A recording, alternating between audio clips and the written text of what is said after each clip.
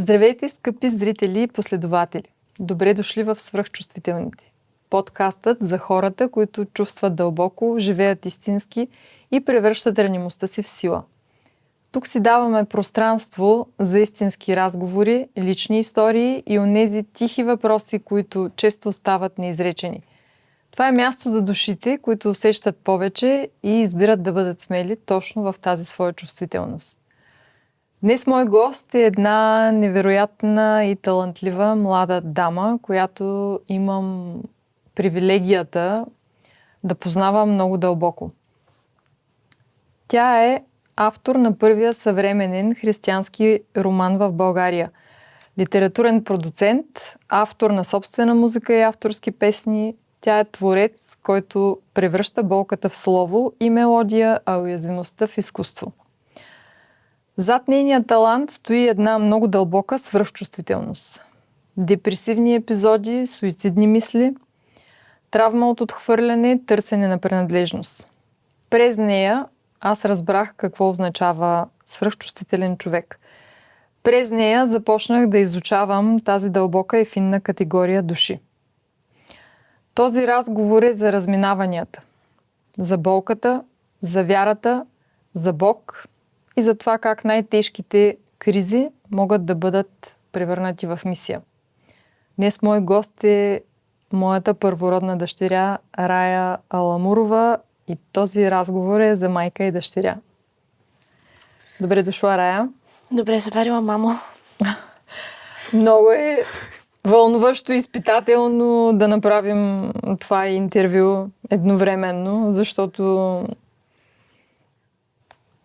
истината е, че ти си вдъхновител на този проект, защото през твоите собствени предизвикателства аз започнах да търся информация какъв типаж човек си, какво се случва с тебе, защо преживяваш реалността по различен начин и защо въобще имаме предизвикателствата и проблемите, които имаме. И също така попаднах на тази категория свръхчувствителни хора, която беше ново и за мен и за теб като знание, но така започнахме да се опознаваме на ново ниво. И аз съм супер щастлива днес да ми гостуваш, за да разкажем как всъщност, какви бяха трудностите и през какво преминахме, докато можем да си комуникираме, докато започнем да си комуникираме на такова ново ниво на осъзнатост и на други въпроси. И сега първият ми въпрос е такъв за твоето детство и за различността. Кога за първи път усети, че си по-различна от другите деца? В първия си ден в детската градина. Няма да забравя момента, в който ме заведохте в детската градина и аз с изключително нежелание отидох с сълзи, с ритници, събрахме цялата пътека с крака и тогава за пръв път останах без вас. Помня, че се бях свила във ъгъла и просто виждах как децата ме гледат, но нито не приближава до мен, защото всички бяха разбрали за моята поява. Гръмка. И единствената ми мисъл беше кога ще дойдат мама и тате да ме вземат, искам да си ходя от тук. И след това с течение на времето свикнах, че всеки ден ще трябва да бъда там, но винаги бях последното дете, което избираха за игра на топка. Винаги учителките усещаха нуждата да бъдат около мен, защото бях доста по-самотна от другите деца.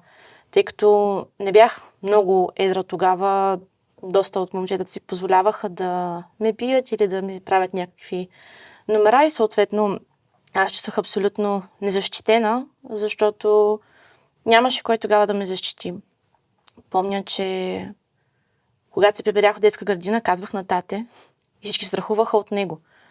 И аз бях много смела, когато тате беше с мен, но в детската градина, когато тате го нямаше, трябваше или да се скрия и да мълча, или да понеса това, което ме чака. И винаги се чувствах най-добре, когато бях сред книжки, сред оцветявки, фумастри, боички. Просто това да творя беше моя пристан и ми беше много по-забавно да бъда сама със себе си и да творя, отколкото да бъда в групови занимания и да се чувствам нежелана така или иначе там. съответно доста бързо се превърнах в единака в детската градина. Да, със сигурност има неща, които ще чуя сега за първи път по нов начин. Надявам се да не се превърне в някакъв ревлив епизод, но ако се получи, нали, съответно моля да бъдем извинени, понеже не сме го репетирали. Но следващия ми въпрос е такъв: как се преживява свръхчувствителността в детството? Като дар или като товар? В зависимост от това къде се намираш. Когато децата те намират за различен и не желаят да общуват с теб, защото или не могат да разберат темите, на които искаш да говориш още от детска възраст, или това, че ти правиш нещо различно от тях, по някакъв начин ги дразни. Обществото ни дори на тази крехка възраст е свикнало да натиска хората, които са различни, за да се приобщят към това, което е общоприетото. Съответно, когато бях след други хора, беше товар, но когато бях сама и ми се налагаше да прекарам изключително много време сама, беше дар, защото имах щастието да ми бъде скучно и когато от мен ми става скучно, аз измислям нови неща. И това до ден днешен е така. А какво най-много те нараняваше тогава? Думите, мълчанието или самия акт на отхвърляне и на изолация, така както си го преживявала? По отношение на децата, Децата, да. Децата, да. Това, което преживявах най-тежко, беше погледите. Някои неща не е нужно да бъдат изречени, за да ги разбереш. А когато привикнеш, че това е началната реакция на едни деца към теб, ти само като ги видиш вече свикваш с мисълта и даже започваш сам да се убеждаваш това какво те мислят за теб. Дори те да не са го помислили. И дори когато някой се опита да се сприятели с теб, ти вече имаш отбранителна реакция, защото си казваш: добре, това се случи вече веднъж, накрая се окажа, че го правят за шега с мен, това същия случай ли ще бъде. И когато ти отраснеш такава травма като 5-годишно дете, на 25 все още имаш такива проблеми, въпреки средата, в която попадаш. Ти се страхуваш, че всеки, който идва в живота ти, иска по някакъв начин или да вземе от теб, или да те събори, защото не му харесва това, че въпреки всичко, което ти се е случило, ти успяваш и правиш нови и нови неща.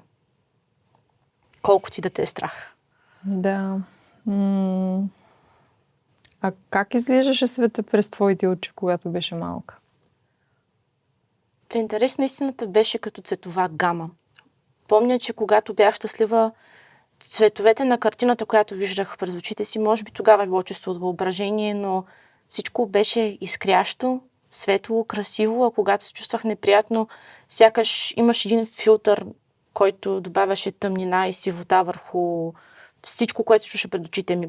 Както по някои филми нарочно се използва филтър за цветовете, за да те вкара в това, че филмът е ужаси, или пък, че е комедия, или пък, че е детски филм. В детските филми всичко е доста по-пъстро и ярко. В криминалните и психодрамите не е така. И по такъв начин го виждах и аз през моите очи. Съответно, цветовете бяха част от емоциите, които изпитвах. Да, като дете ти не разбираш много неща и тъй като единствената ти база за сравнение тогава са детските приказки, ти решаваш или този човек е добрата фея, или е злата вещица.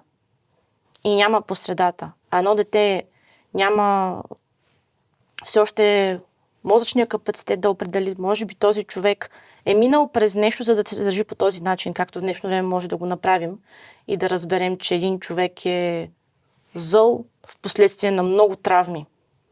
И тогава ти си казваш: аз получавам това отношение, вероятно този човек е лош.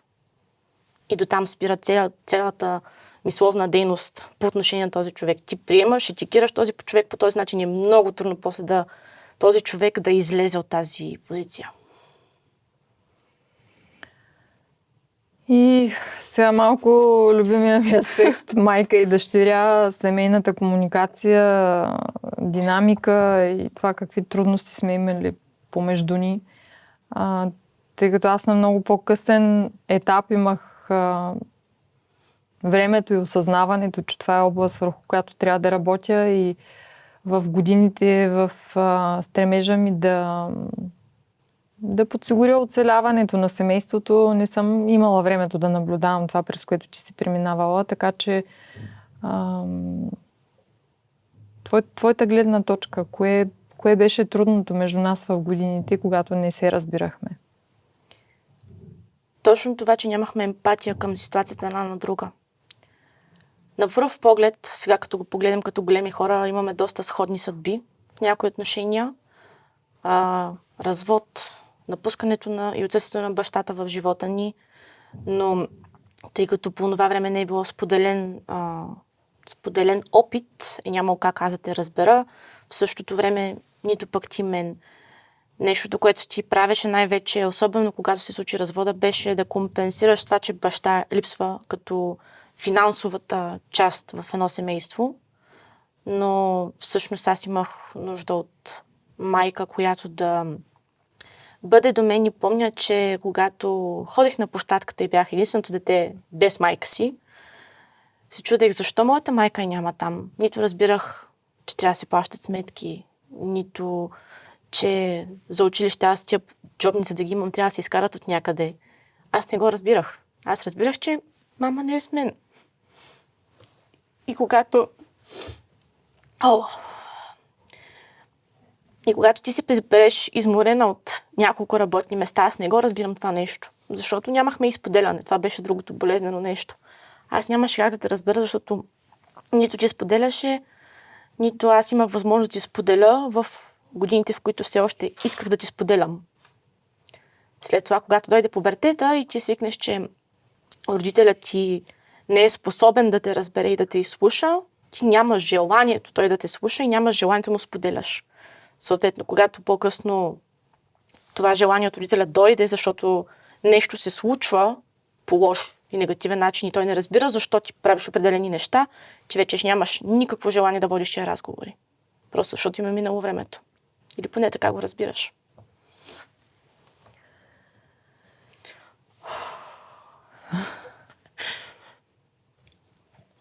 Знаех си, че ще бъде забавно. Ти почти ми отговори на следващия въпрос, но да задълбая малко повече. Имаше ли моменти, в които си се чувствала неразбрана от мен? Да. С травмата от отхвърляне се появи нуждата от валидация. Тъй като само единият ми родител беше в картинката физически, другият беше в някаква форма от разстояние по телефона. Аз току-що бях започнала да влагам изкуството си, което беше моят единствен отдушник тогава, за да се справя с емоциите си като малко дете, понеже не разбирах защо се случва. И си казвах, че може би, ако спечеля тази награда на ето този конкурс, мама ще бъде щастлива. Защото всички пари, които дава за уроци по пеене, имат резултат. Съответно, тази нужда от валидация се превърна в, бих казала, болен перфекционизъм с времето. Помня, че в училище се старах да имам високи оценки, но все пак имаше предмети като математиката, които не ми се отдаваха така, както ми се искаше. И съответно имах един такъв страх, че ще да те разочаровам и помня, че дори тогава правих най-нелогичното, сега като се замисля нещо, но казвах на баща си, че имам 4 по математика, за да може той да ти каже. И не осъзнавах, родителите ми са разведени, вероятно тези разговори не са приятни. Но аз си казвах, не искам аз да съм тази, от която мама ще научи и тази, от която ще разочарова. Защото така или иначе се чувствам като разочарование.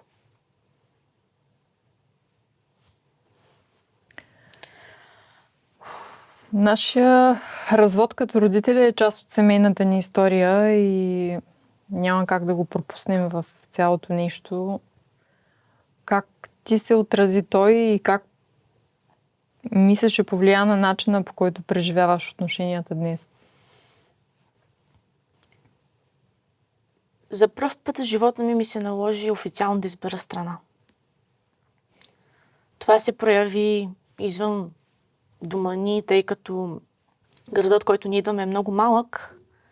Хората говорят много, знаят всичко и съответно нещо, което мисля, че много родители не осъзнават и в днешно време е, че когато те говорят в къщи, децата им чуват.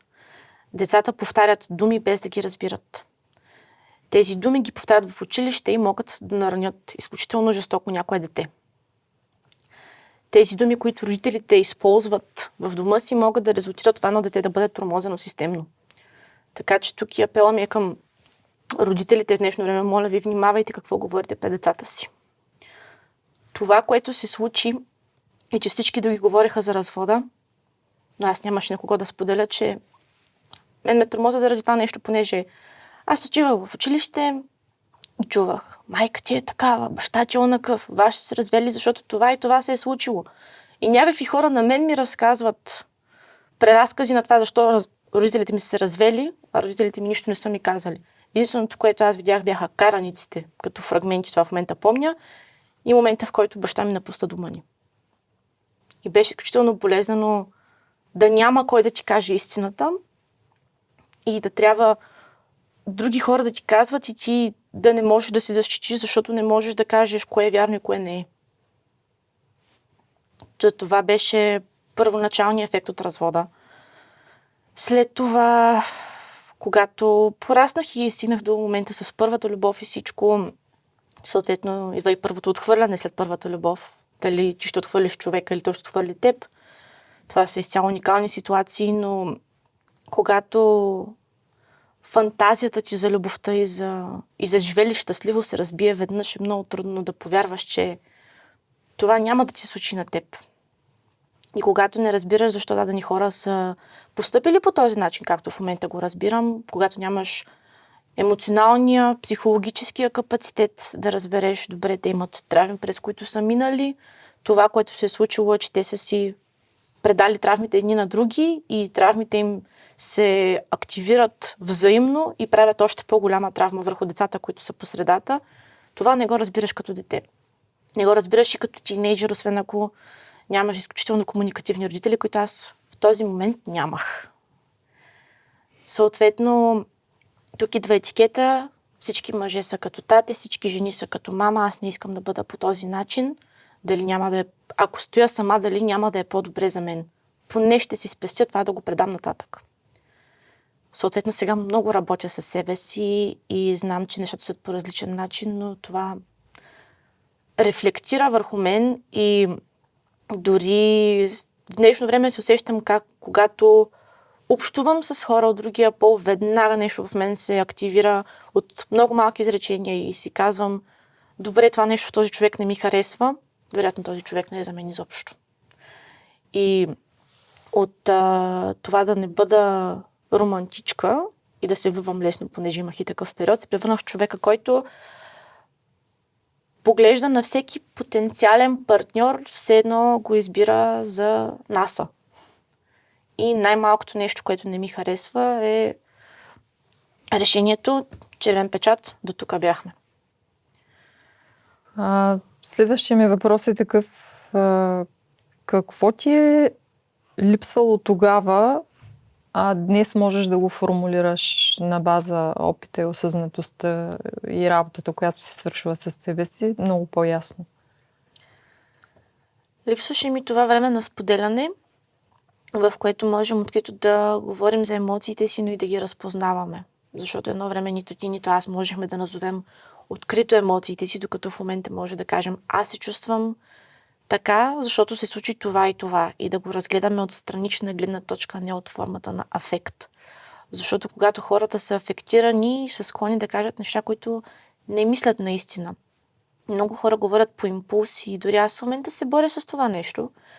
И след време осъзнавам: чакай, с кого ти е битката всъщност? С майка ти ли е? Защото не е така. И в момента реагираш по този начин, защото майка ти е направила нещо, или защото си в онова много приятно време за жените от месеца, или защото не си се наспала, защото в другите ти отношения с другите ти хора нещо не е както би искал и съответно всичко избива върху майка ти. В момента мога да осъзная как работи мозъка ми, какъв е характера ми и да познавам себе си по-добре. И това е благодарение на твоята работа с себе си, защото това, че ти започна да работиш с себе си, подейства като камъчето, което пускаш в локва и се разпръсква желанието човек да подобрява себе си. И това е прекрасно благословение за цялото ни семейство. И това е едно от нещата. Другото е, че много ми липсваше валидацията и в момента даже толкова я получавам от теб, че първите години ми беше трудно чак да повярвам. Когато не си свикнал да чуваш нещо от някой то толкова често, понякога си казваш, човека го казва просто защото се чувства длъжен. Или в моят случай тогава беше, мама пак е прочела някоя книга за съвчувствените деца и иска да покаже любов, защото в книгата пише, показвайте любов на децата си. Но вече осъзнавам, че наистина го изпитваш и най-вече това да се познаваме като жени, да познаваме историята си не само като майка и дъщеря, защото момента, в който започнах да те разбирам, беше написането на първата ти книга. Тъй като по стечение на обстоятелствата аз бях, може би, първият човек, който четеше това, което ти пишеш. И бяха истории, които аз за пръв път чувах. И тогава стана все по-лесно и по-лесно да разбирам през какво си минала с човек, който си и да бъда благодарна за човека, който си, защото наистина когато си дете, си доста егоистичен, но не разбираш, че някои деца нямат и една стотна от това, което ти имаш. И помня, че когато ти ми го казваше едно време, аз много се ядосвах. Защото изобщо не разбирах дълбочината на това, което ми казваш. Просто вече имам опита и преживяването и смея да кажа вече възрастта като 25 годишен човек да кажа, добре, това, което се е случило, има причина и по някакъв начин е било полезно за това, което съм в момента. Така че в днешно време имам и благодарност към всичко. Кога започна да усещаш, че започваме да се чуваме истински? Пролога на първата ти книга.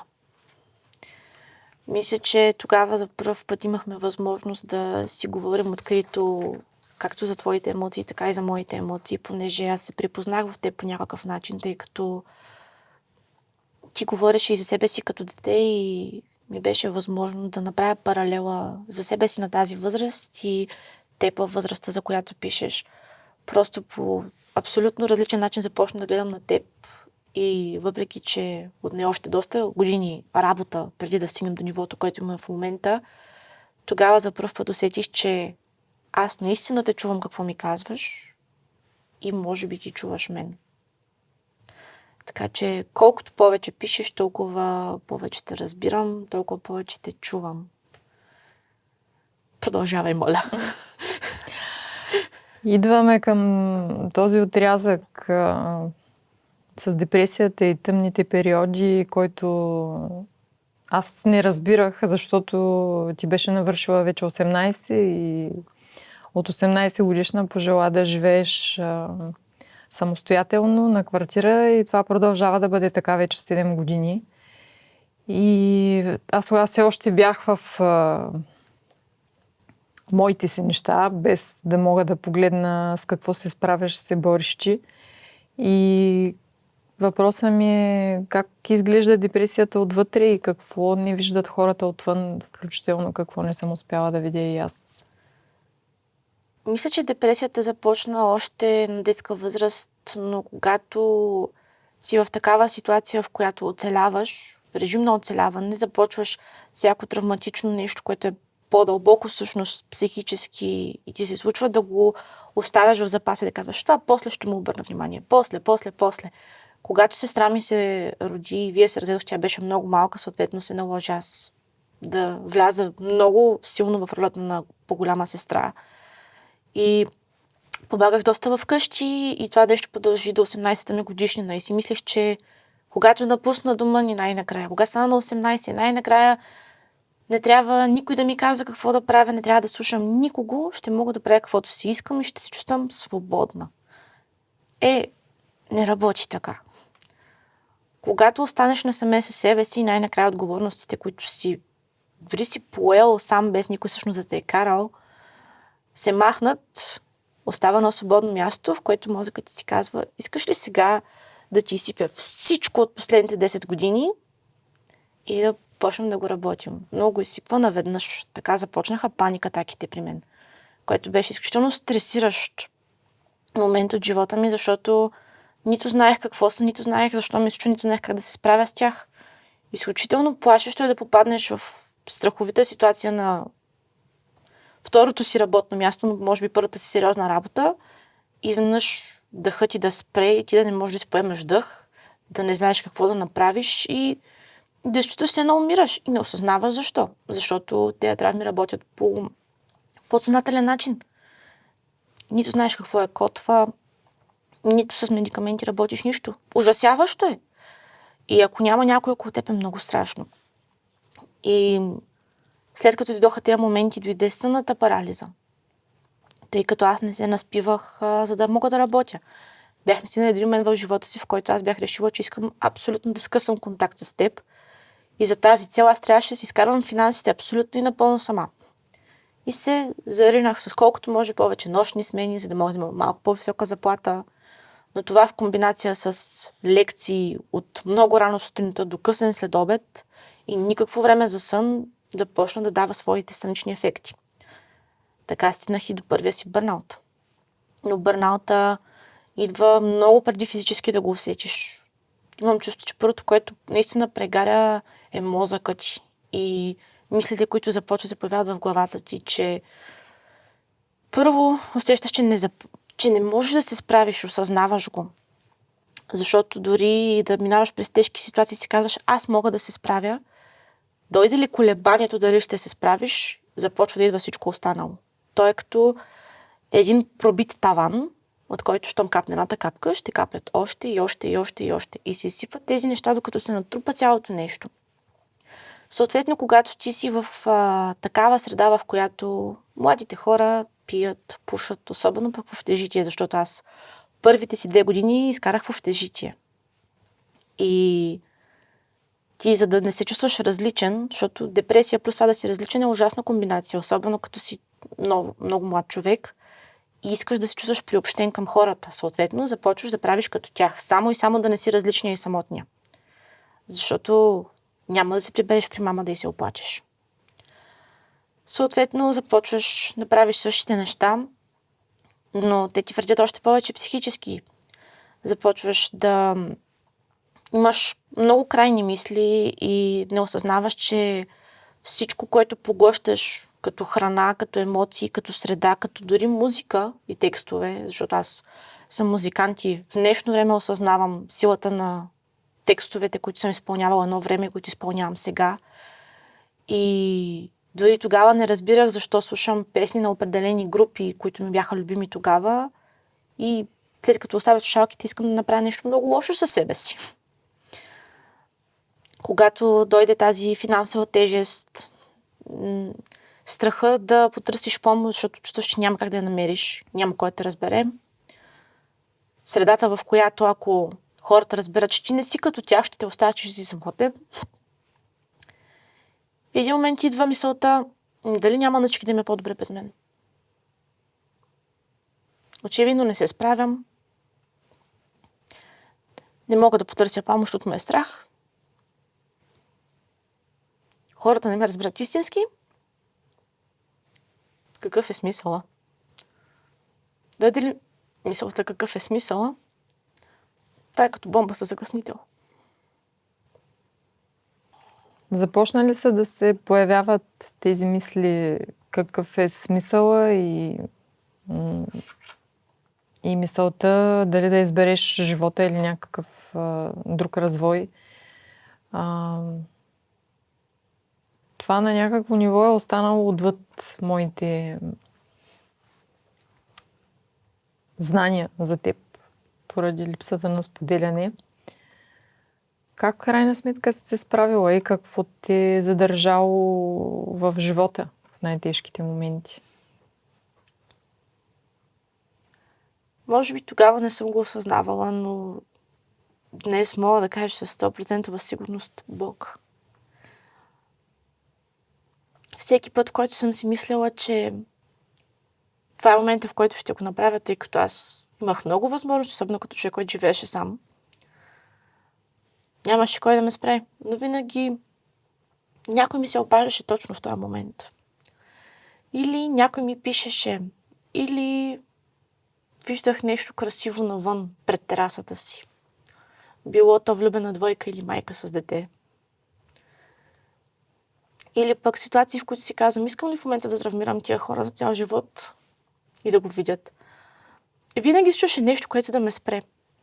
Има моменти, в които периодично съм се чувствала по-добре от по принцип и не съм мислила толкова за това, но винаги, когато съм оставала сама и след съвкупност от тежки мисли, преживявания и невъзможност да намеря решение как да се справя, а и в същото време сигурност, че ако се обърна към семейството си, ще получа разбиране.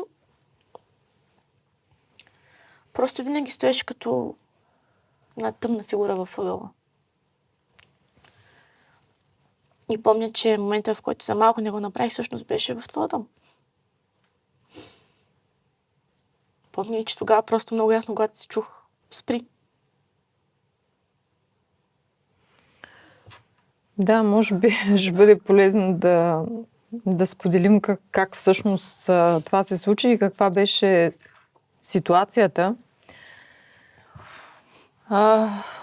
Може би, осъзнавайки, че имаме проблеми и ти имаш твоите, аз имам моите, общо имаме нашите, вече бях взела да работя със себе си и имах това желание за компенсация и за наваксване на пропуснатото. И понеже при мен в моето собствено развитие във времето не съм получавала подкрепата от родителите ми в това, в което искам да се развивам, бях решила, че ако те подкрепя да се развиваш и да изкараш някакви курсове, за да имаш професия, която да ти доставя удоволствие, това ще бъде добре. Си спомням, че имахме един период от почти 2 години, в които ти си напусна работата в Pfizer, където работеше на смени, където имаше проблеми с съня и вече виждах по натрупването на килограмите, че не ти се отразява добре това. Прекъсна образованието си и тогава осъзнах, че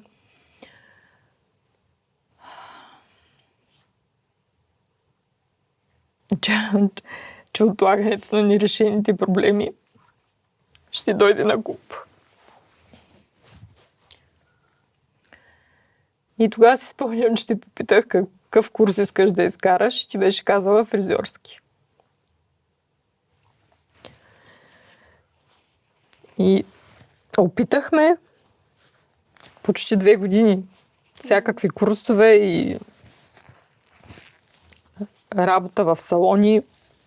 Някак си нещо не се получаваше и в един момент аз осъзнах, че превръщайки се в твоя патерица, то беше точно такова и точно така го чувствах. В този момент осъзнах, че всъщност аз не ти помагам да си развиеш пълния потенциал. И осъзнах, че колкото и жестоко да изглежда отстрани, трябва да сложа край на това.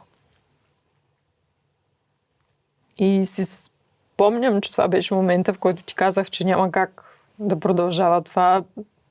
Бяха едни буквално няколко хиляди на месец, в които разходите ти за квартира, наем на салон, за храна и за всичко, нали, като издръжка, които на фона на моето собствено развитие започнаха да стават непосилни, но и дори да съм имала желанието да се справя с това, виждах, че то няма никакъв ефект. Всъщност това по никакъв начин не подобряваше нашите взаимоотношения и даже още по-зле влошаваше ги. И осъзнах, че трябва да те сложа в ситуация да направиш нещо различно с живота си сама. Спомням си, че тогава, когато ти казах, че трябва да си намериш работа и да почнеш нещо, което сама искаш, което ще ти носи сигурен доход, и ако ще ти дам пари да си платиш следващите сметки, това ще бъде само ако видя, че си изчистиш жилището. Нали, това може би ти да разкажеш твоята гледна точка, как депресията те кара да Нямаш желание да правиш нищо за себе си, буквално да живееш като... Да не слагаме етикет, но като кошар. Когато минаваш през такива неща, все по-малко мислиш за себе си и съответно нито имаш времето, нито мозъкът ти стига там си мислиш от това да ти е приятно там, където се прибираш. Не се сещаш, че може би ако дома ти изглежда добре, може ти да се почувстваш добре. И помня, че това, през което аз минах, беше, че наистина ми харесваше тази професия, но поради моята свръхчувствителност не се вписвах в тази сфера и среда. Тъй като нещо, което виждаме, очевидно, че работи за мен е да работя на малко по-бавни обороти, да създавам и не толкова да работя на конвейер. Тъй като в момента, в който видя, че в една професия всичко е само единствено пари и клиентела, аз започвам да губя желанието в нея и помня, че тогава точно това се беше случило, защото това, което ми доставяше удоволствие в фризьорството, беше да виждам усмивките на хората и да си говоря с тях. Винаги съм обичала да бъда полезна по този начин. Мисля, че имаме такава черта да бъдем предразполагащи към хората. Но реалността рязко ме удари с първата ми работа в Слънчев бряг, където много по-бързо трябва да стават нещата.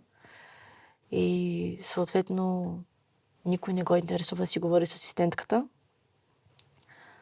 А парите не се изкарват толкова лесно, колкото човек си мисли.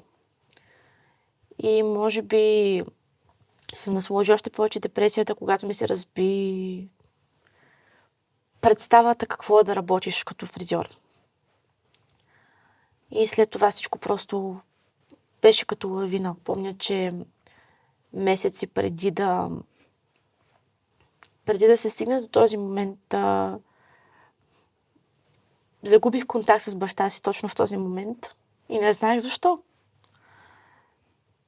И дори ти да беше там финансово за мен, да се опитваше психически да бъдеш с мен, да ме терапевтираш, не се получаваше много, защото аз тогава все още не ти вярвах напълно и не бях сигурна с какви подбуди ми помагаш и правиш всичко и какво очакваш после. Съответно, тук се активираше и тая травма. Аз, ако се проваля, майка ми ще ме отхвърли.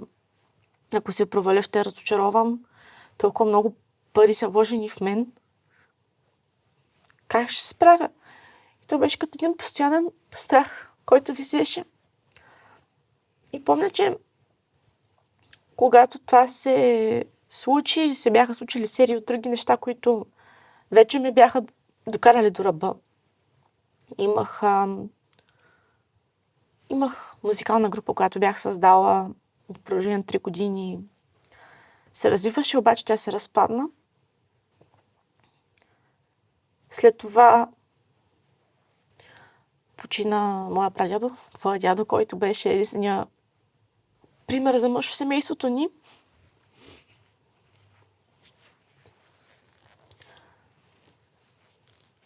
И когато се случи това, току-що бях напуснала работа, за да бъда най-накрая сама на стол под наем. Няма да забравя, че в първия ми работен ден на 6 март, че тогава се прибираше от Азия. Няма да забравя как постригах последната си клиентка, вдигнах телефона си и прочетох съобщението от теб. Баба ти каза ли ти? Седмица преди това бях пред него, за да мога за последно да го видя и помня, че всичко това се насъбра и в момента, в който вече водихме този разговор, емоционално бях колабирала вече. Има една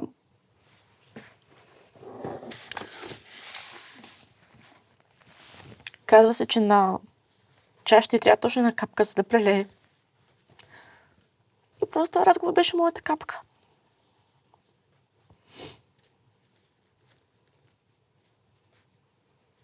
И почувствах се, че всичко, което съм създавала и всичко, което съм правила, за да се докажа, няма абсолютно никакъв смисъл, защото Аз отново съм тук, без да имам нищо до името си. И отново разочаровам. Си казах, какъв е смисъл? Какво, което съм създала, още съществува? Кой е тук, за да ме накара да се почувствам защитена?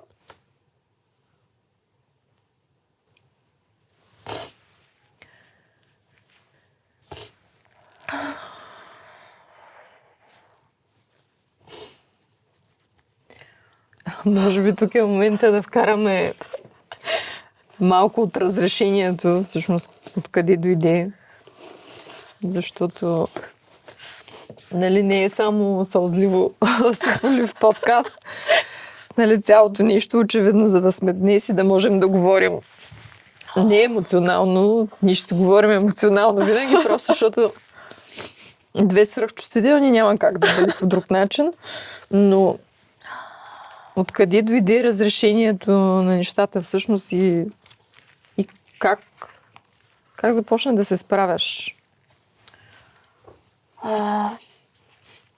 Разрешението тръгна от този момент. Помня, че когато спрях и осъзнах какво бях на път да направя, и тогава излезе и взехме решението, че започваме от начало. Изцяло. И съответно първо започна с книгите, които ти си чела и на теб са помогнали. Най-накрая беше видяла всичко тъмно и черно, което има при мен и беше разбрала, че проблемът е много голям. Имам нужда от помощта ти. Не финансово, емоционално, психически. И първо започна тези книги. Започна и от дома ми. Аз все пак изпълних това, което беше твоето условие. Помня, че първото нещо, което хванах, когато си казах, добре, започвам да чистя, беше бракоразводното видео. Защото бюрото ми беше пълно с всякакви неща. И помня, че тогава ми беше казала да гледам един филм "Колибата". И с инструменти, които са помогнали на теб, но най-накрая осъзнах, че имам нужда да им обърна внимание, наистина работят. Започнахме оттам, започнахме много повече да си говорим за това как се чувствам. И съответно след това среща с твоите ментори и един ключов момент, в който ти беше поканена за говорител на конференция лято. И помня, че тогава за пореден път ти бях отказала, защото тогава бях решила, че съм атеист. И съответно всяко нещо, което не ми изглеждаше традиционно и дори религиозно да бъде традиционно българско, каквото е православното християнство, вероятно е измама. И съответно най-големият ти ментор, аз презирах най-много. Забавно, че в момента той е моят най-голям ментор. И помня, че тогава все пак дойдох, защото ми беше обещала, че ще ми платиш, ако дойде ти помогна. С тези подбуди бях съгласна да дойда. И помня, че се качих, въпреки че няколко пъти отказах, защото исках да си взема вода от някъде. Но все пак реших да остана поради някаква причина и хвалението на Църква Пробуждане излезе на сцената.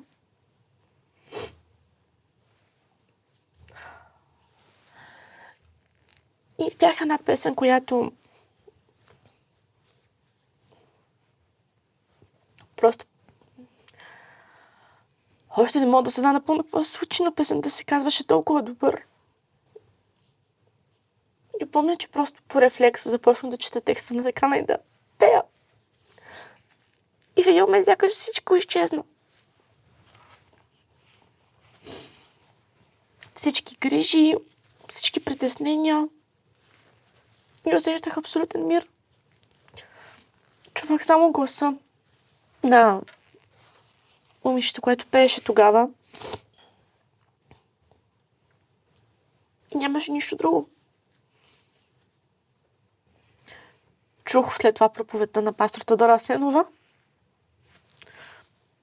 И може би за първ път я разбрах. И все пак, след този момент, помня, че се качихме в колата и тъй като ти от много години ми казваше за това хваление и мечтата ти да ме видиш там. Аз все още бях в опозиция на цялото нещо и не бяхме до толкова близки, че да ти кажа какво съм изпитала. Предпочетох да отрека цялото нещо, защото си казах, ако в момента и кажа, че ми е харесало, ще й дам още един повод, ако това, което мечтая, не се случи, да се разочарова. Съответно, тогава отхвърлих всичко. Игнорирах всичко, което бях преживяла и се върнах по-старому.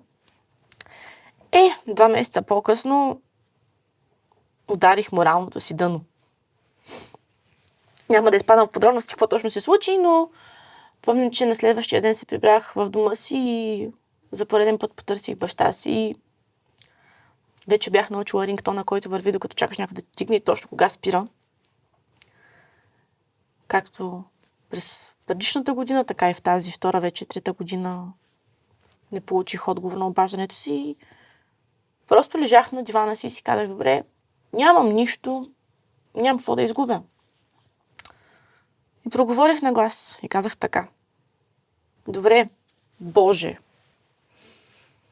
християните те наричат техен баща. Аз имам нужда от баща. Отчаяно. Ако ти се дам 3 въпроса и си пусна случайна проповед на този човек, който тогава наричах доста епитети, и ми отговориш на тях, съм склонна да повярвам, че може би съществуваш. Не помня какви бяха въпросите ми, не помня каква беше проповедта, но помня, че отговор получих. И на 3-те си въпроса. Но тъй като тогава се смятах за изключителен човек на логиката, трябваше да повторя този експеримент още 50 пъти. Помня, че вече след няколко часа обикалях със слушалките си, слушах, правех свещи. Тогава имах такова ново хоби. И бях започнала да се смея на шегите на пастора. На пастор Максим Асенов. И на 4 август бях взела решението, че ще отида на служба сама. Съответно, ти не знаеш за това. Защото си казах, че ако ти кажа и после не ми хареса, вероятно пак ще те разочаровам. Отидох, обаче нямаше места. Нямаше как да ме пуснат, тъй като се оказа рождения ден на пастора. Всички възможни служби, на които можеше да дойда. И съответно, помня, че даже точно преди тази служба имаше толкова много събития, които можеше да ме спрат да дойда.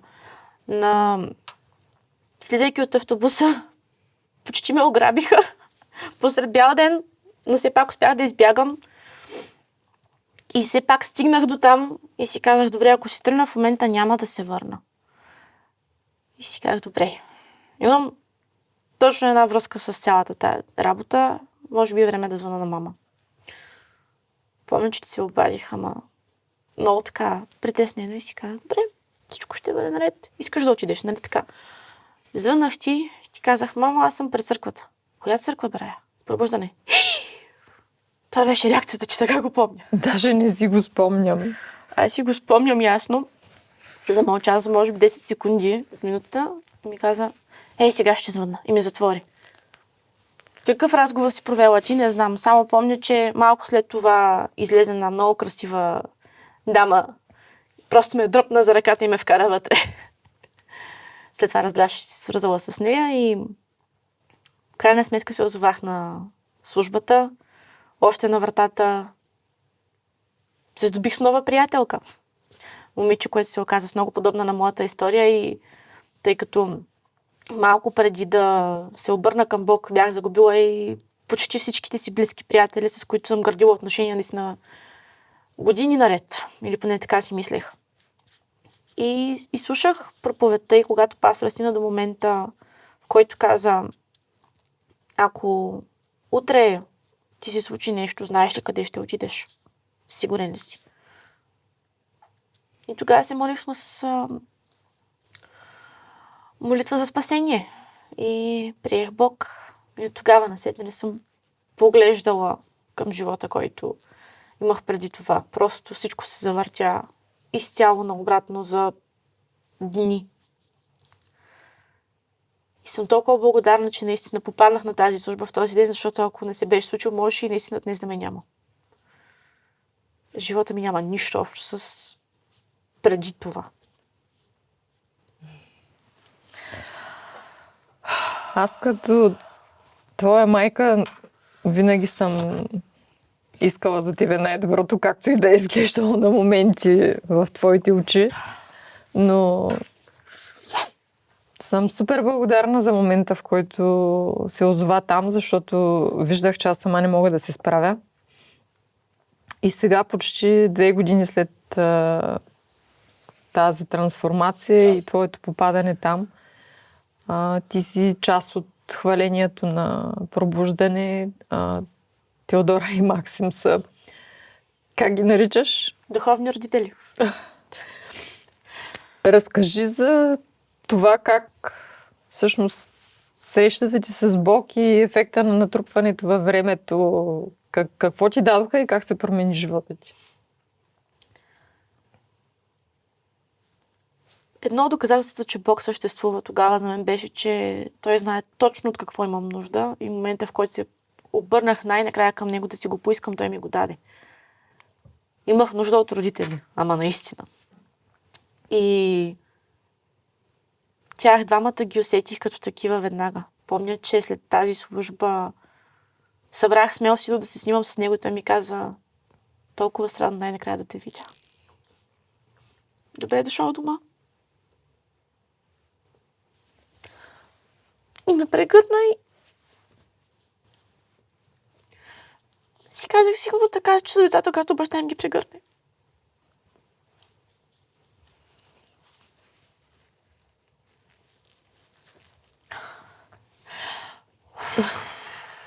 Айде вече от тук насетне са хепи моменти. Разкажи хубавото и смисленото в цялото нещо. В момента имам истински примери в живота, ежедневието си, как изглежда любовта наистина.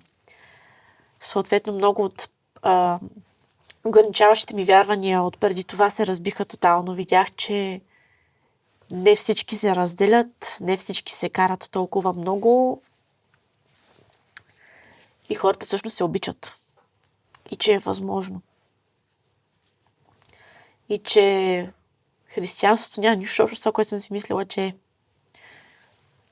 то не е религия, е начин на живот. И когато живее живота си с Бог и си обграден от хора, които го правят също, имат толкова много любов в себе си и я раздават, разбираш, че ти може да го прави също.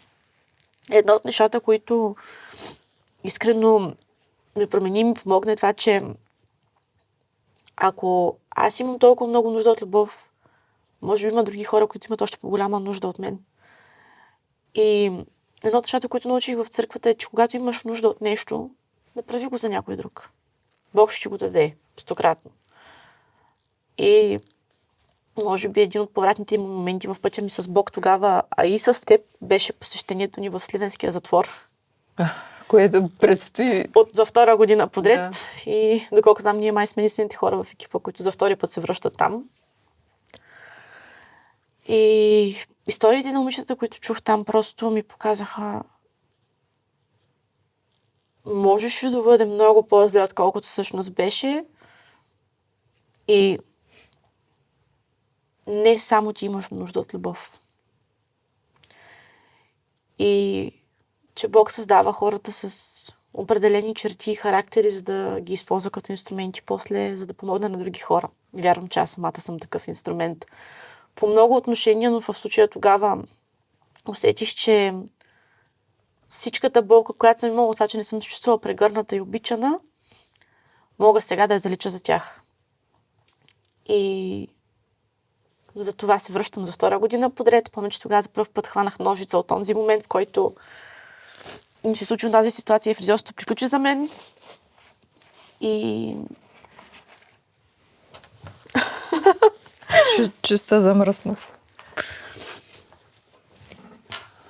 И просто ефекта на натрупването беше от това. Любов, вяра, молитва.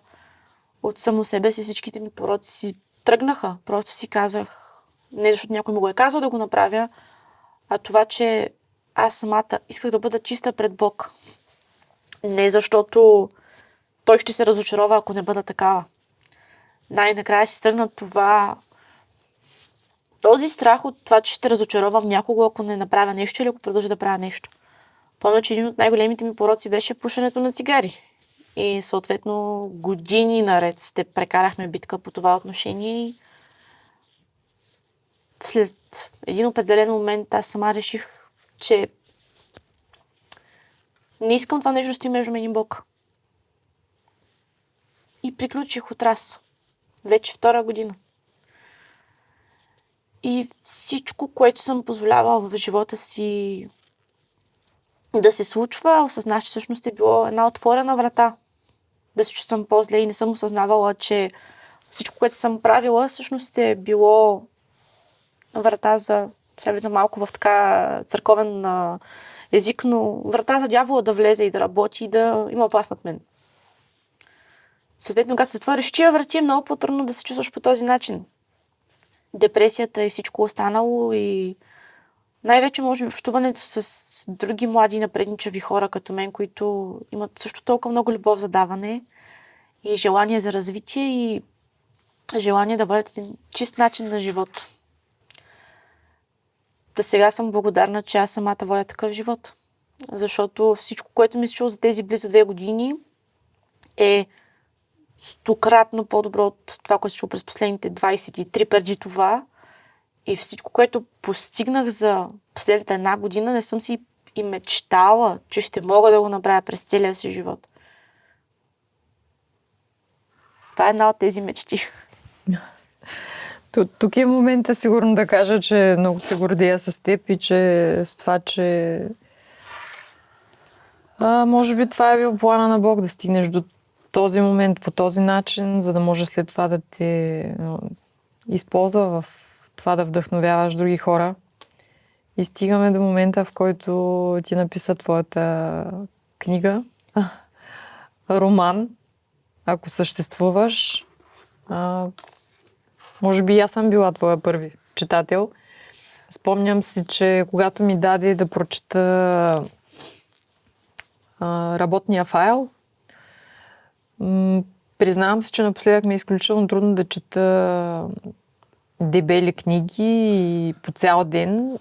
Спомням си, че инвестирах един цял ден, в който да прочета тази книга и наистина ми беше изключително интересно да я чета и се опитвах през цялото време да се разграничавам от ролята на майка, която чете романа на дъщеря си и да бъда просто наблюдател и читател, който наистина ще проследи смисъла, фабулата на романа, сюжета, развитието на героите и честно казано я прочетох на един дъх. Не е реклама. Ти знаеш много добре мнението ми за тази книга и лично моето мнение е, че ако човек иска наистина да разбере какво е Бог, какво е вяра и какво е да бъдеш част от протестантска общност, тъй като протестантството е просто различна конфесия на християнството.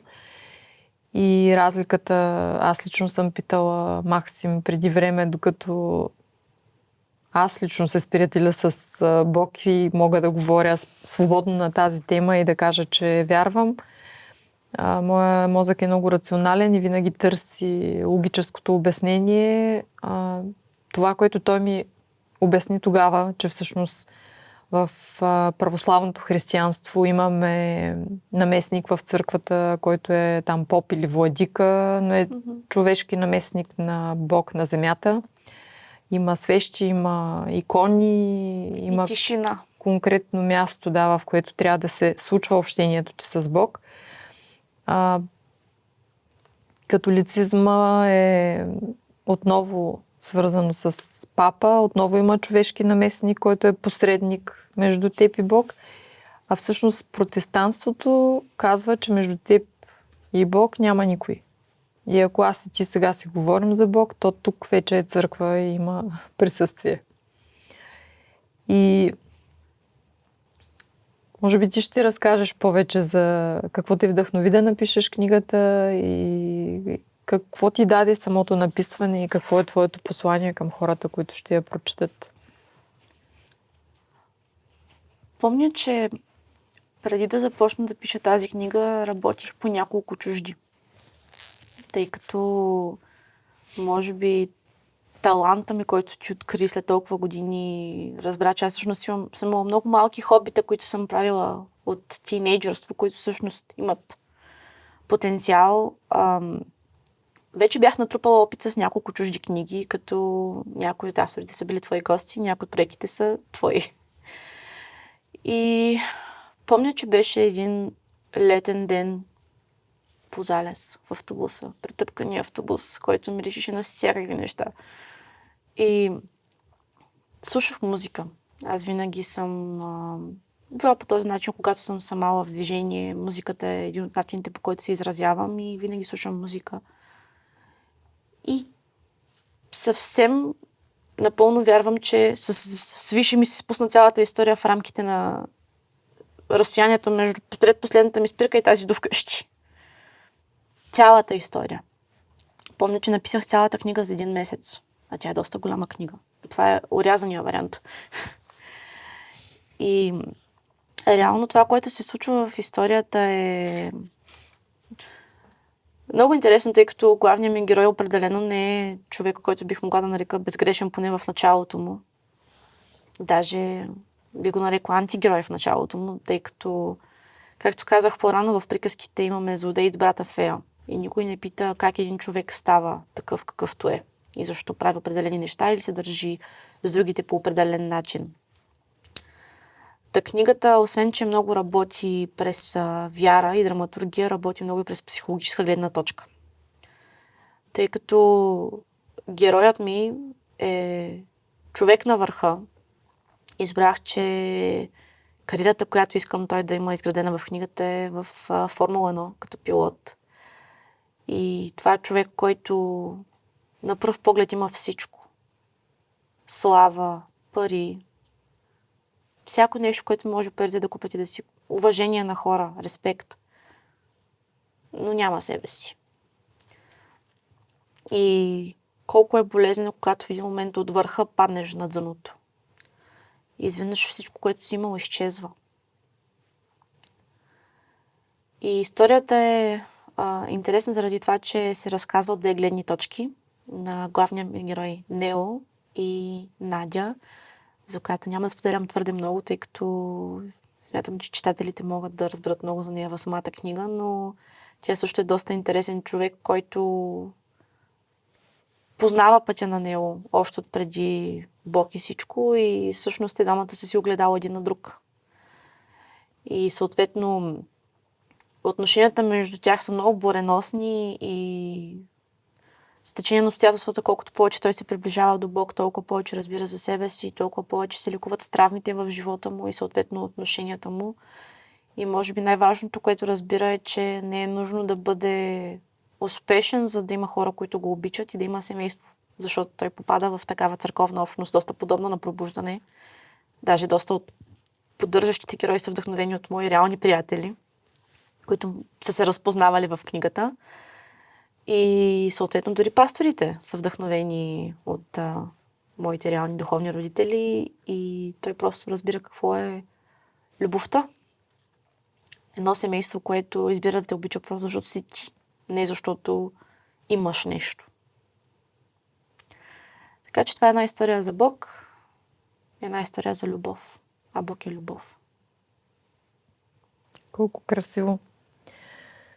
Каква роля има музиката в живота ти? Защо твориш християнски алтернативен рок като жанр и посока? И вече в YouTube имаш 3 твои авторски песни, една от които последната подари на рождения ми ден, за което изключително много ти благодаря, защото тя е песен, през която ти преработваш нещо твое по нов начин, но смятам, че е лечебна двупосочно и за мен, и за теб, и за хората, които ще се разпознаят, но сподели за за музиката. Какво ти дава тя и каква е силата на текстовете, които слушаме и пишем?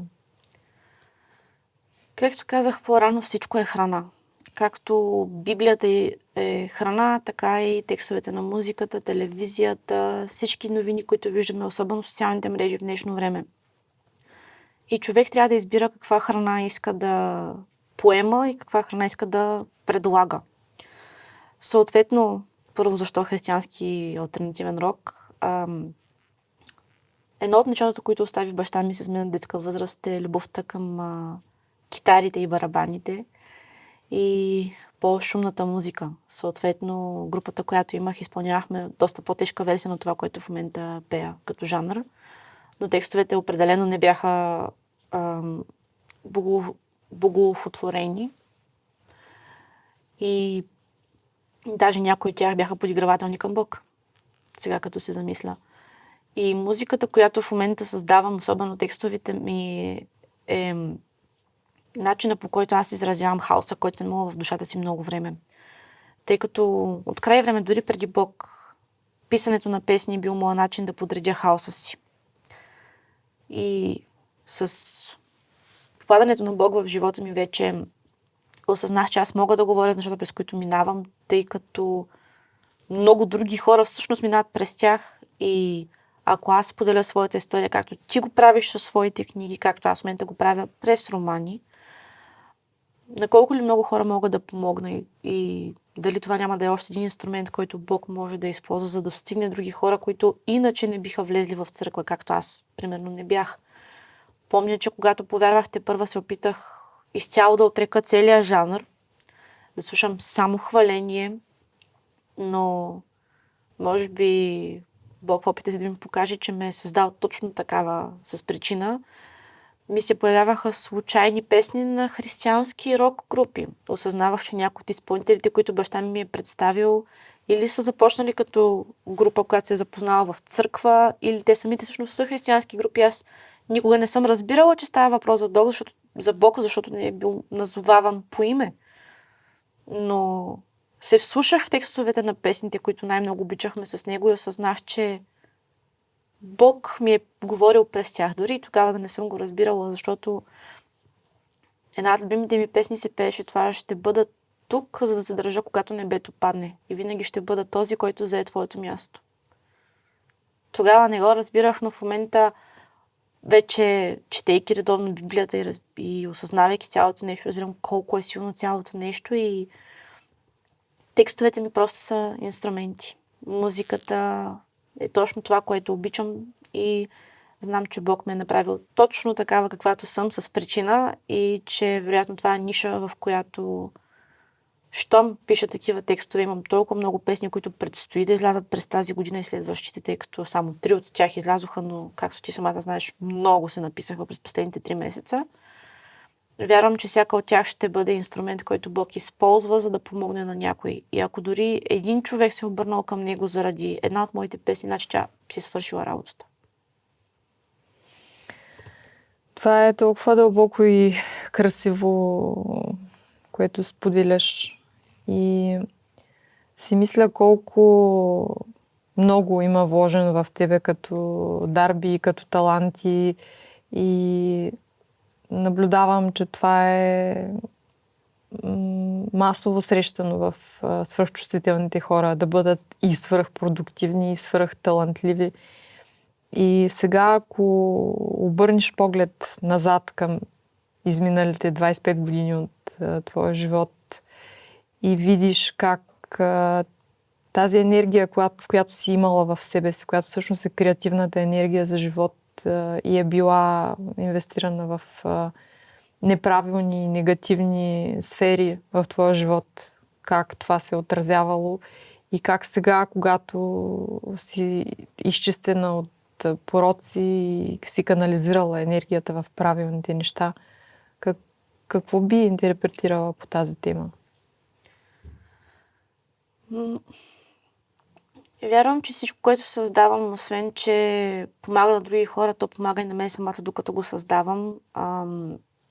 Напоследък доста се фокусирам върху темата за сублимацията и осъзнавам, че дори да имам емоции, които понякога не разбирам, особено като свръхчувствителен човек, вместо да им позволя да ме изядат отвътре или да ме накарат да имам мисли като от преди Бог, може би ако ги канализирам в нещо позитивно и ги преработя на езика, който говори моето сърце и душа, а именно музиката, те могат да се превърнат в нещо много красиво. Помня, че дали в някои от книгите ти или в разговор с теб ти говориш за това, че всеки спомен е като будил. Да, в неизпратени писма до баща ми. Точно така. Мисля, че всяка моя песен е един будил, който съм хванала най-накрая и съм превърнала в цвете. В случая твоя начин и книгите, често през биографичния жанр. Аз мисля, че за моята биография има доста време. Искам да живея още толкова години с Бог, колкото съм живяла без Него, преди да я напиша. И докато това се случи, музиката е моята автобиография, така да го кажа. Всяка травма, която преработвам и превръщам в песен, е едно красиво цвете в моето изкуство. Пожелавам ти да сбъднеш всички мечти, за които мечтаеш, а те са свръх много, както се очаква за една свръхчувствителна. Ще споделиш ли какви са плановете ти като автор, върху какво работиш и какво предстои от теб?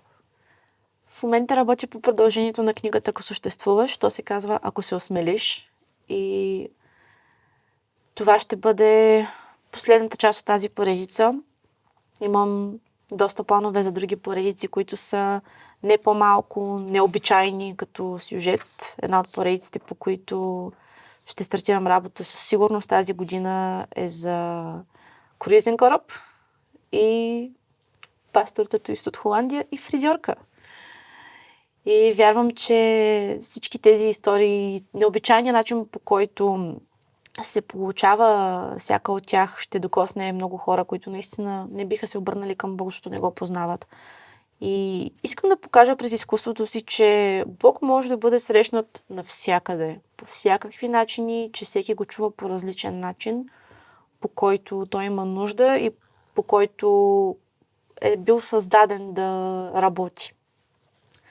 Съответно, моята мисия с книгите ми, с изкуството ми, с всичко, което правя, той е в името на Бог, е просто да показвам нови и нови начини на хората да се доближат повече до Него по един по-романтичен, по-забавен, по-креативен начин. Много красиво е това, което казваш. Имам един такъв въпрос. Тъй като и в моя, и в твоя живот отхвърлянето е централна тема, сега, когато се случват моменти на отхвърляне, по какъв начин ги преживяваш? Има ли разлика от това, което е било преди и това, което е сега? Разлика определено има, особено когато имаш хора в живота си като ментори, които да ти споделят опит. Тъй като едно от нещата, което много ми помага, е това, което си ти в момента и съответно, когато ти говориш за определени неща, аз те слушам и си спомням и помня, че момент, в който наскоро се почувствах отхвърлена, казах на човека: моля те, не дай да говориш така за мен по този начин. Амигдалата ми се активира. Което е нещо, което ти доста често използваш в практиката си като понятие. И осъзнавам на физическо ниво какво ми се случва всъщност и как работи в мен. И също време на духовно ниво осъзнавам, че това, което изпитвам, първо, че не е било лично към мен, вероятно. Имам доста по-голямо разбиране за хората, през какво минават те.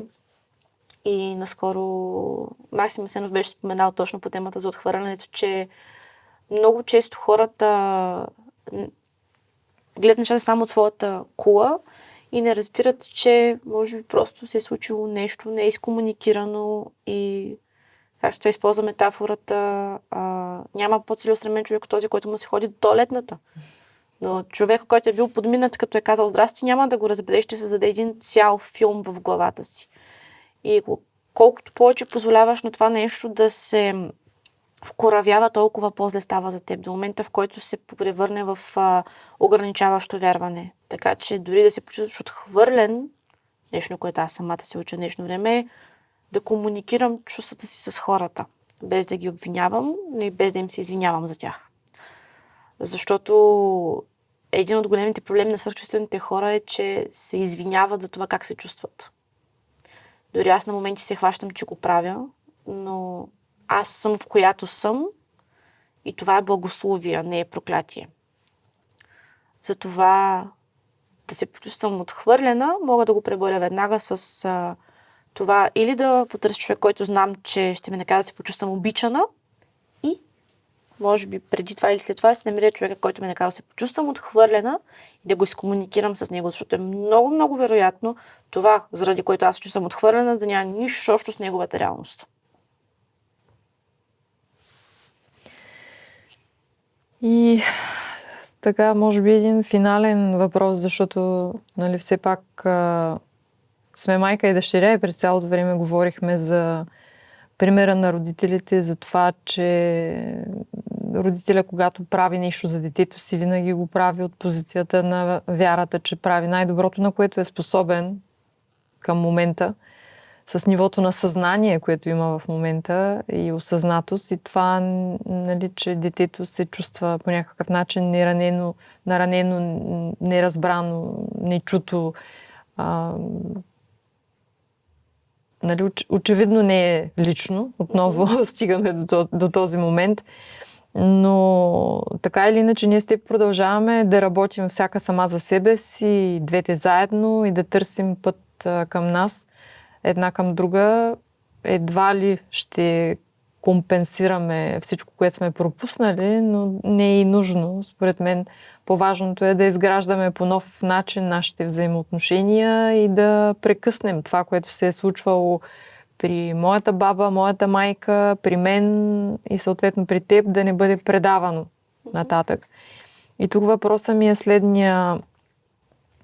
Когато аз започнах да се променям и да работя с себе си, как това ти въздейства на тебе и въздейства ли ти въобще, по какъв начин да се отразява, понеже аз нали, имам бегли наблюдения на твоите възприятия, но също никога не сме го говорили така открито. Беше доста дълъг процес за мен, тъй като е много важно в какво ниво на съзнание съм аз самата. Тъй като когато ти започна да се променяш първоначално, помня, че минах през няколко негативни емоции. Една от тях беше неверието. После беше един такъв страх, че ето тя сега се промени, сега ще се обърне към мен, ще започне да ми говоря, аз да променя своя проблем. И съответно, когато ти се чувстваш под натиск, дори човека да не ти го е казал, ако ти цял живот си живял с това ограничаващо вярване, че този човек ще те натиска винаги, ти веднага започваш сам да си го повтаряш. Съответно, в началото наистина минах през негативни емоции, в които нито бях сигурна колко ще трае тази фаза, така я наричах тогава. Слава на Бога, че не е фаза.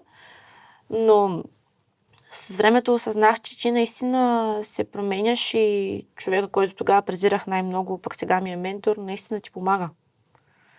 Защото аз тогава не го вярвах и даже наскоро имах разговор по темата с една дама, която ми каза: ти не си го мразила, ти си ревнувала. Защото майка ти имала това време с него да си говорят, а с теб не го имала. И това ми даде много свежа перспектива върху цялото нещо, вероятно е било така.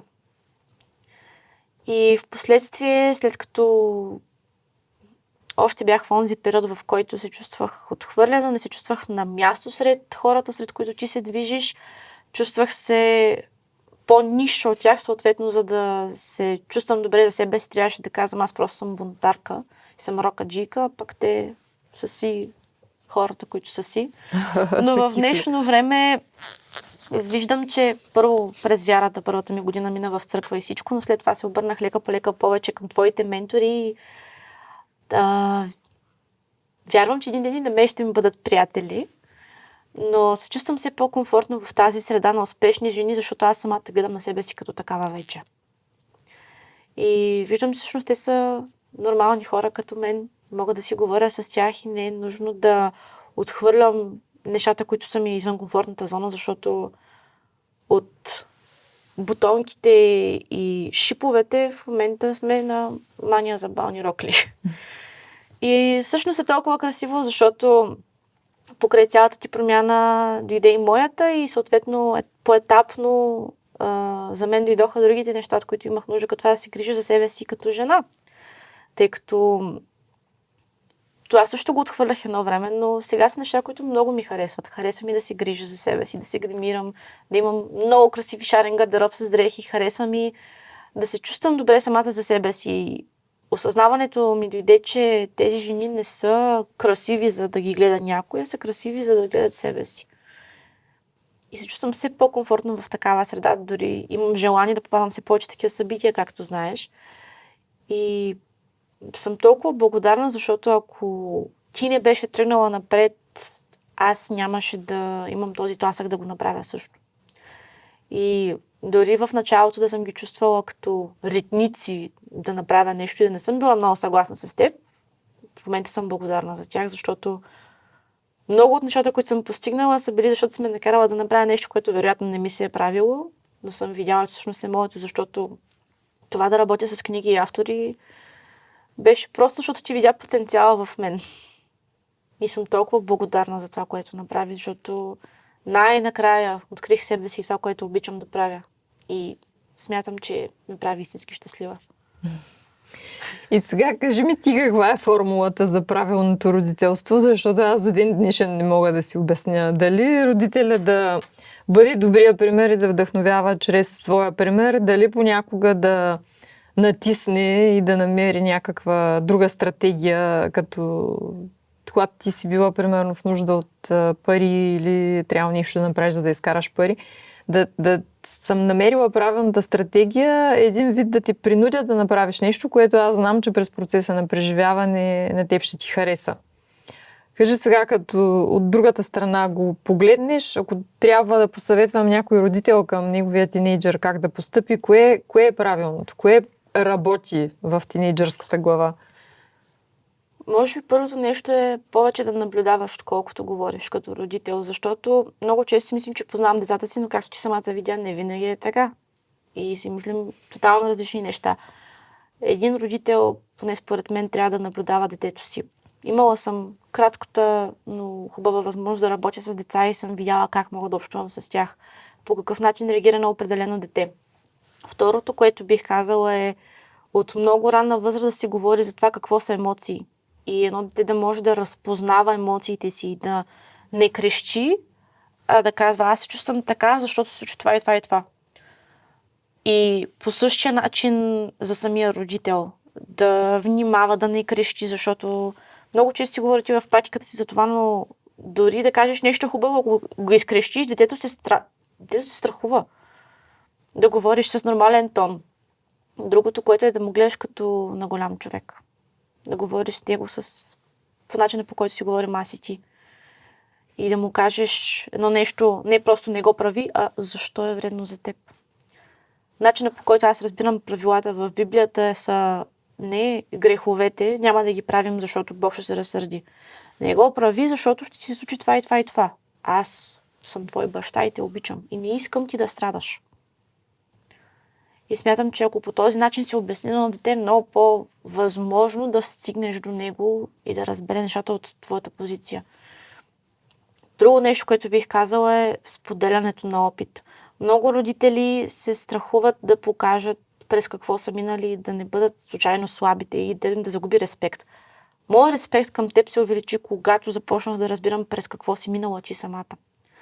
Ти имаше много дълги години навика да не споделяш, защото си казваш, че не искаш да натоварваш другите с това, през което минаваш. Има определена граница, която не трябва да се прекачваш с едно дете, но когато споделиш аз направих това и това и мисля, че това и това и това, е много по-възможно да намериш резон в детето. Това са моите кратки съвети и другото, което бих казала е много любов. Да казваш на дете си обичам те каквото и да става. Винаги да работиш през призмата на любовта. Защото през каквото и да минаваме в днешно време, колкото и да е тежко, колкото и да се притесняваме за нещата, никога не трябва да забравяме да казваме на тези, които обичаме, че ги обичаме, защото не знаем кога ще е последния път. Аз смятам, че ние имаме огромен напредък в това, в семейен план, като нямам ранен детски спомен от моята майка, но имам 40 годишен спомен, че за първи път чух, че тя ме обича на 40 години. Така че мисля, че в това отношение с теб и с Божидара сме наваксали. И нали, това също е интересен процес. Тя е различна, Божидара, тя е различна. Тя е видяла цялата ми трансформация пред очите си и го е преживяла и определено и двете, и емоционално, и психологически, и физически дори изглеждате по коренно различен начин. И аз мога да видя как хем сте ми деца и съм ви родила и съм ви отгледала, хем съм била различна майка в момента, в който съм била родител на всяка една от двете ви. И на нея някак си можах повече да дам новата ми версия, докато нали, ти си била ощетена.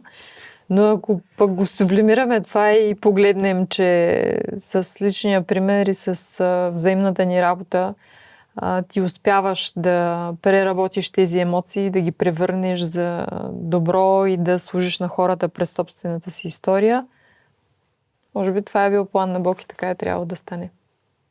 Не бих променила нищо. Искаш ли нещо финално да кажеш към свръхчувствителни деца или родители, или майки и дъщери, които имат предизвикателства в взаимоотношенията си? Нещо така на прима виста, което ти идва.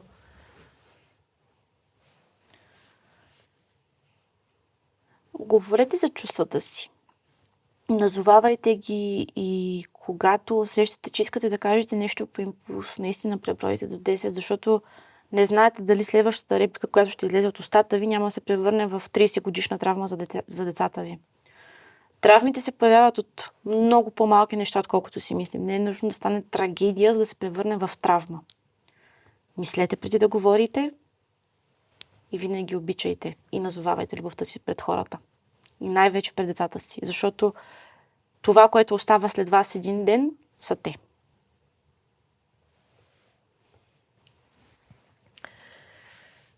Крайна сметка съм си свършила добре работата като родител. Абсолютно. Много с теб и наистина те обичам такава каквато си. Никога не съм била разочарована от теб, както и да ти е изглеждало и винаги съм вярвала, че си специална. Още от мига, в който си родена на 20.01.2001, когато те ни изписваха от родилния дом, тогава по радиото вървеше, че децата родени на тази дата ще станат велики хора. И аз винаги съм вярвала в това и съм го изговаряла, така че възхищавам се и съм благодарна на това, което си, на човека, в който се превърна, пътя, по който вървиш. И съм развълнувана за всяка твоя следваща версия. Благодаря на нашите зрители, че останаха до края на този епизод. Тук имам един подарък за теб от нашия спонсор на епизода, но е Бай Михаела. Ти познаваш Михаела, тя е и твой клиент с нейното помагало за екстремни ногти. Наслаждавай се на нейния продукт, крем за лице и база 2 в 1. И ти подарявам моята книга "Психология на хейта. Как да трансформираме отровата в гориво". Ти я имаш, но може би ще имаш приятелка, на която да я подариш и за която това ще послужи за добро. Благодаря. Още веднъж ти благодаря и благодаря на нашите зрители. Последвайте ни, абонирайте се за канала. Надявам се, че този разговор ви беше полезен и няма да се извиняваме за нашите емоции, защото не, че съм имала очаквания как ще протече разговора, но имах подозрения, че няма да можем да ги издържим, но не е нужно. Ние сме това, което сме и бяхме тук, за да ви послужим. Благодаря ви.